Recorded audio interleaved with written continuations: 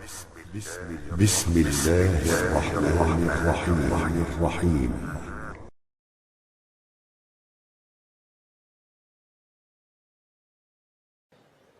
Saya mau tanya terkait dengan yang ceramah tadi. Fauzan berdiri dong Fauzan, Ustaz biar Ustaz lihat. Kebetulan saya ada kawan. Kebetulan dia, saya pribadi anak band gitu dulu. Masya Allah, barakallahu fikum. Masuk ke lingkungan underground, anak metal lah. Gitu. Ya. Terus saya ada salah satu kawan saya itu, salah satu bisa dikatakan demkot dari anak-anak metal juga gitu. Masya Allah. Pada zaman itu. Oke. Sekarang saya belum lama ini ketemu gitu di media sosial kalau dia udah tobat. Tobatnya 180 derajat. Tapi sekarang dia suka ngejudge gitu. Ngejudge orang dengan yang bid'ah, semua orang dikatanya halu bid'ah. Oke. Terus kalau misalnya yang cingkrang di marah-marahin terus dia pernah posting gitu foto dia lagi berdebat tentang di mana ayah Rasul segala macam, pokoknya debat mulu gitu. Tapi memang dia sekarang itu ya 180 derajat. Nah, gimana menurut Ustaz nih model ini? Iya.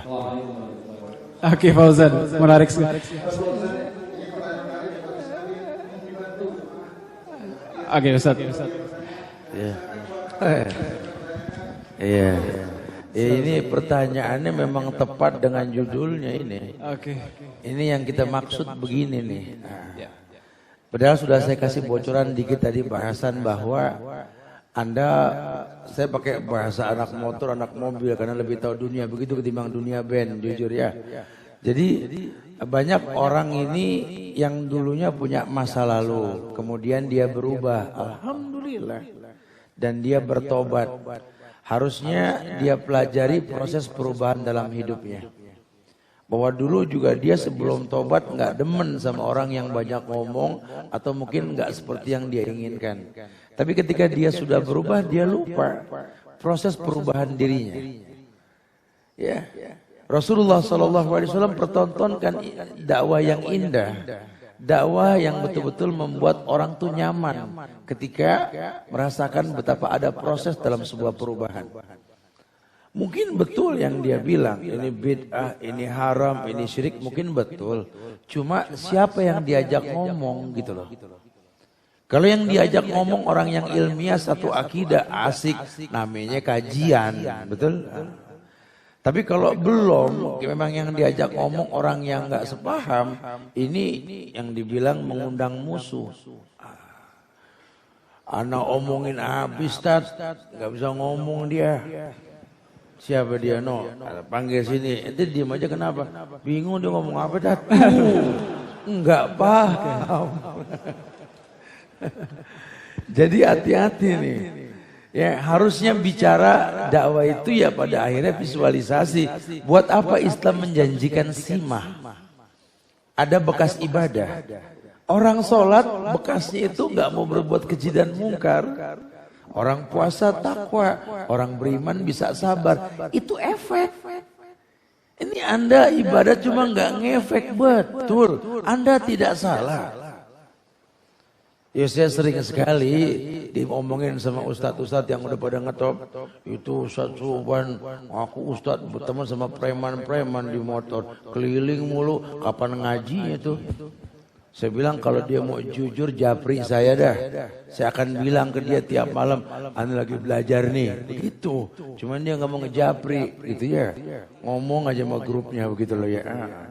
Ini bahaya sekali. Jangan. Kita nggak pernah tahu teknik orang untuk bisa bersurvive. Untuk menghadapi ujian hidup. Makanya pelajari proses perubahan. Untuk memberikan bocoran kepada orang agar dia bisa berubah dengan cara, apalagi sama-sama anak band, tahu lah ya. Apalagi sama-sama anak metal, betul? Pasti tahulah selah untuk bisa bicara. Itu yang saya maksud. Makanya hati-hati nih, proses sebuah perubahan, taubat itu ada caranya. Jangan sampai kita frontal, karena salah satu cara orang yang bertobat setelah dia menyesali masa lalunya, berjanji nggak akan pernah mengulang, dia akan menuntut ilmu. Supaya dia tahu bahwa perbuatan di masa lalu itu untuk ditangisi, bukan dikenang indahnya. Allahu a'lam. Kita belajar agama bukan untuk bikin hati kita keras. Iya. Ayo. Masya Allah. Hikmah. Sahih Dimas. Oh iya, barakallah. Cukup ya. Masya Allah. Dim, sister satu lagi kayak Dim. Sekarang udah jam 9. Waalaikumsalam warahmatullahi wabarakatuh. Asal. Enggin, Mbak Enggin. Mbak Andin. Silakan. Ya. Jadi ada teman yang baru hijrahnya total gitu. Udah benar-benar hijrah total, tapi dia kayak narik diri dari circle friends yang ada. Terus setelah dia hijrah dia tadi suka posting selfie apa gimana, sekarang udah enggak. Terus sekarang dia lebih sering posting tentang dakwah, tapi ada hal-hal juga penilaian dia yang kayak janji hal penilaian ibadah orang. Nah, kan jadi gak enak itu ya suasana pertemanannya kan. Nah, gimana ya cara ngingetinnya? Tapi kadang kalau saya mau ngingetin, saya ngerasa ilmunya kurang, ini pertemanan ini kembali enak kayak dulu lagi. Kita harus gimana tuh? Iya. Nanti bicara amar ma'ruf nahi mungkar. Kalau melihat sebuah keburukan itu kan buruk ya, rubah dengan tangan langsung tegur. Tapi kayaknya nggak mungkin deh Ustaz, karena duluan dia tobatnya, kan begitu ya. Saya mau ngomong udah pasti kalah tua ada dalam ilmu, berarti nggak sanggup. Ya udah doain. Karena yang datangin hidayah tuh Allah bukan kita. Terus gimana supaya dia berubah? Doa aja kayaknya kurang mantap Ustaz gitu ya. Ya digiring ke beberapa kegiatan yang mungkin bisa melalui ceramah Ustadz itu dia tersindir kayak seperti ini nih. Ini kan timingnya tepat kan. Banyak saya kajian di Hong Kong. Teman-teman di Hong Kong ini kan perempuan-perempuan sudah pakai cadar semua, betul? Alhamdulillah. Berarti udah pada cadar dah. Alhamdulillah itu ya. Sadar itu ya lain lagi. Saya senang sekali kalau ngeliat orang pakai cadar, walaupun sifatnya mustahab, tidak wajib. Itu bisa ribut antara yang pakai cadar sama yang enggak. Saya bilang bukan begitu cara berdakwah. Ini sekarang banyak orang pakai hijab, cuma kerudungnya dibikin kayak model rambut, pakai jepitan, betul?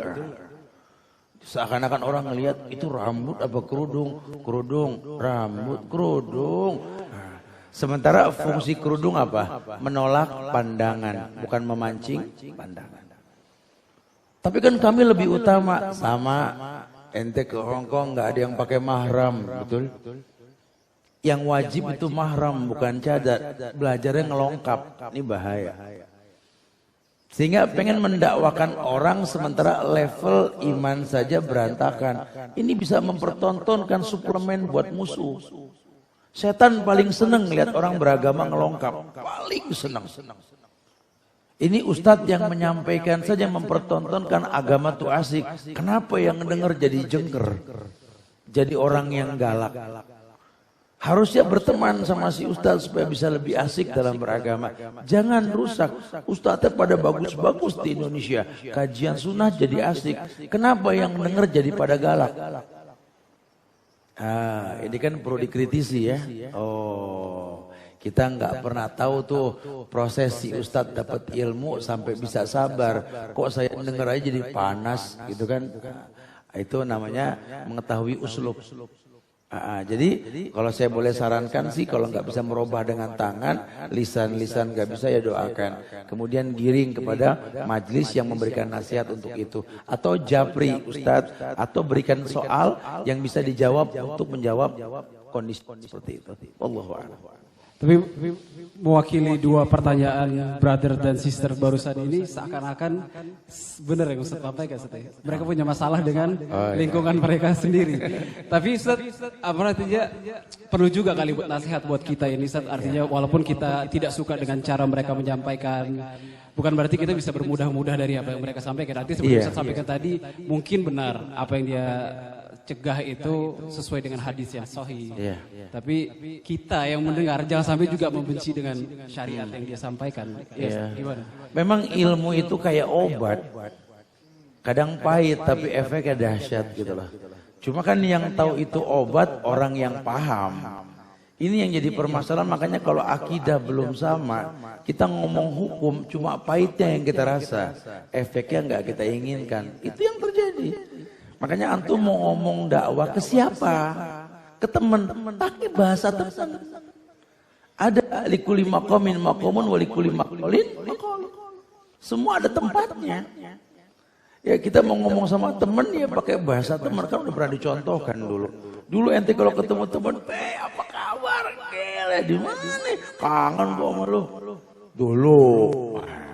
Setelah ngaji di Rabanian, lu dari mana? Kenapa? Jadi budak nih orang gitu. Bagus nggak disambit pakai sendal kalau begitu. Jangan. Ya, biasa aja ya. Agama asik. Masya Allah ya. Allah.